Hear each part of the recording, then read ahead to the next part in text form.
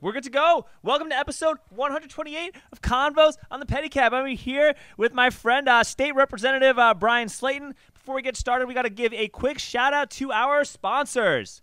Have you been leaving your house outside again? Texas weather can wreak havoc on your home, especially your roof. And if you haven't had it inspected lately, chances are that outside elements could be making their way inside. Trust Balcones Roofing and Remodeling to perform a thorough roof inspection and offer long-lasting solutions. They are the only 5-star rated roofer in Austin who specialize in installing the impact-resistant F-Wave Revia and back all roof replacements with a $20,000 guarantee. To schedule a roof inspection, call 512-937-8805 or visit balconesroofsaustin.com. 512 Boutique Events services all catering and staffing needs to any event in Austin and the surrounding areas. Anything from weddings to corporate events to festivals. They are even equipped to provide bar services. So visit their website today at 512boutiqueevents.com for contact information. Calendar fills up quickly, so be sure to get your event booked today. Excited to have you back, man. It's been a while. Good to be here, Alex. It's been, how do you feel about this legislative session so far? Let's get right to it. Oh, I tell you, it's great to see the Senate pushing, moving hard, and the House, we're just having to respond, really, and that's good. I mean, so that means something may actually get passed that helps some people. Yeah, because we're going to be forced to act. So I'm kind of happy about that. I think it's a good thing. I think actual freedom really hangs in the crossroads. This legislative session, especially considering what we have in Washington, especially seeing how everything is transpiring, and I think that the focus needs to be on freedom, because focusing on freedom is how that's universal, right? Like whether you voted for Bernie Sanders in 2020, whether you voted for Donald Trump, nobody wants a social credit score. Nobody wants Jeffrey Epstein's friends to be giving them public health advice. Nobody wants a central bank digital currency. Nobody wants more expensive groceries. Nobody wants more expensive groceries. Nobody wants to not be able to own a home because BlackRock and Vanguard have bought all the houses. Nobody wants to go to war in Ukraine. Right. Like, nobody wants to do a lot of these things. There's got to be a message that freedom is the ultimate priority is freedom. Yeah, it's got to be. The ultimate goal, and that's what's on the line. We've got to stop what the globalists are trying to plan. Bottom line, we got to stand up for Texas and Texans and make sure we're the best place on the planet. And if all these other states want to go to hell with their decisions, let them. And we need to make sure that we're different, that we're protected, and have some insulation from all this, because it's coming everywhere. Like you're talking about, like you got the ESG credit scores, then all the way to potential World War III. Your average Texan doesn't want any of that. They just want to live their life. No matter where you are, no matter what you identify as, no matter any of that stuff, right. You do not want what is coming down the pipe for you. And a lot of people are being brainwashed by like woke identity politics to voluntarily comply with this and walk right off a cliff. Right. That's what I feel is happening. Right. And some people are waking up. Right. More and more people. I believe more people are involved and educated and engaged with what's going on this legislative session than the last one. Yes, I think so. I think so. What are your priorities? Well, it doesn't have to be like in.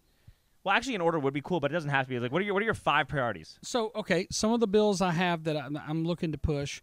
One is going to be Defend the Guard. It's a bill that says that the state National Guard can't be deployed into foreign combat unless Congress declares war, which is exactly what the Constitution says. Okay. Right? And my bill lets Texas stand up for itself instead of a president, no matter their party, doing an executive order, putting us in another war and conflict. What we're saying is you have to actually pass a bill like the Constitution says to declare war before you use us. I don't think we would have been involved in all the conflicts we've been in for the past 80 years, because the last time America declared war was 1942. Yeah, with Pearl Harbor. Right? Yeah, and how long are the conflicts lasting now since we're doing executive order, right? A lot of these wars have to do with the fact that we use bad money. Yeah. We do not have sound money. We print money out of thin air, a private company. 12, people were mad about the Supreme Court and 9 judges deciding whatever a woman can do with her body. But nobody's saying anything about like 12 unelected bureaucrats deciding what your money is worth. And they meet 3 times a year to discuss what your purchasing power is going to hold. Right. To discuss what your investments are going to be worth. To discuss what the value of your home is going to be. To discuss any of this stuff. Mm-hmm. So there's got to be like a way to kind of bridge these gaps, right? Right. And I think like my attitude is like, listen, like you could argue with people or talk at them, right? And like try to go through a wall, or you could figure out a way to like go around the wall to the other side. And it's like if somebody who's like super far left is mad because they overturned Roe v. Wade, regardless of your opinion, you don't even argue with them. Just say, well, yeah, it's also fucked up when 12 unelected officials are determining what your money's worth. Do you know about that? What do you know about the Federal Reserve? Would you like to talk about fractional reserve banking? Right. Well, and also with this bill, the idea, it's in the Texas Democrat Party platform and in the Republican Party platform.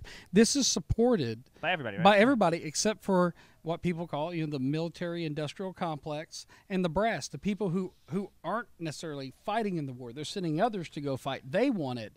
And the idea, like I say, it stands up for the Constitution and lets our governor stand up for our fighting men and women and their families and say, if you're going to use them and honor that sacred commitment they have to defend our country, just follow the Constitution. Yeah. I'm going to tell you what my priorities are. Okay. All right. And this is in no particular order. My priority is banning medical mandates. Okay. All medical mandates. Like, okay. I'm not talking about like the juice that they tried to make you give, the Bill Gates juice. I'm not talking about that. I'm talking about like everything, like the measles. Like I'm talking about every single thing that they made. Nobody should make you take anything to go to school. All mandates, all medical mandates, that should be banned. And it should be totally voluntary. All right, that's one priority. No. The other priority, get rid of ban central bank digital currencies and the use of them. Make something like Bitcoin legal tender. Start accumulating this invaluable asset right now while we are in this bear market still, and it's not going to be very much longer. The other priority is, well, obviously, like, keep the border safe and secure and whatnot. What else? Well, there's one. Address this ESG garbage. Right. Address the ESG garbage. Address the ESG garbage immediately, and also make sure that like small business. Well, address the ESG garbage. Stop. You have to be a citizen of this country to own property in this country. Mm-hmm. And I also think that what's the other one? It's like on the tip of my. Well, there's a couple we have in common, and there's one. I'll ping your memory, but real quick. So I have one to build the Trump border wall, to complete the border wall. Well, the border, securing the border. Yeah, securing the border. So we have that, and then I have the one I was going to say I think we have in common. I'll tell you about the cell phone jammer one in a minute, but banning gender modification of children. Oh yes, yeah, banning that from happening. Right. Yeah. Right. Limiting the power and scope of big pharma in every single way possible. I think that's how you got to phrase it, right? Because like, I don't think anybody talk to the average Bernie voter. I don't think the average Bernie voter wants to give big pharma more money. No, they don't. But what did you see today? Right. What did you see at the Capitol? You saw a bunch of super left-leaning, probably Bernie voters. Well, maybe in the primary, who knows, right?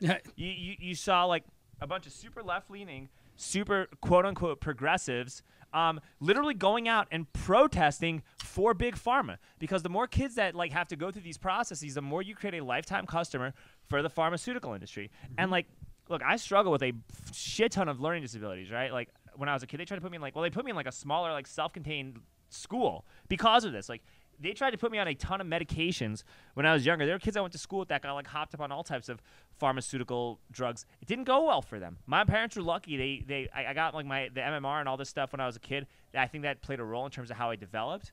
But they didn't prescribe they didn't put me on meds like at all throughout school, and that was a big that was huge. But like, there was a whole army of doctors that wanted to prescribe Ritalin and Adderall to everybody when I was going to school. Right. Okay, and now like, well, obviously that didn't work out very well, and now like the same trend is we want puberty blockers, we want gender modification clinics. We're calling it gender affirming care. Like people always use friendly sounding language to disguise something that is extremely like nefarious, horrific, and most importantly, just designed solely for profit and influence. Right. I mean, all through history, different people, not all medical people, but different people have used their position of power in medicine to come up with some bogus plan to help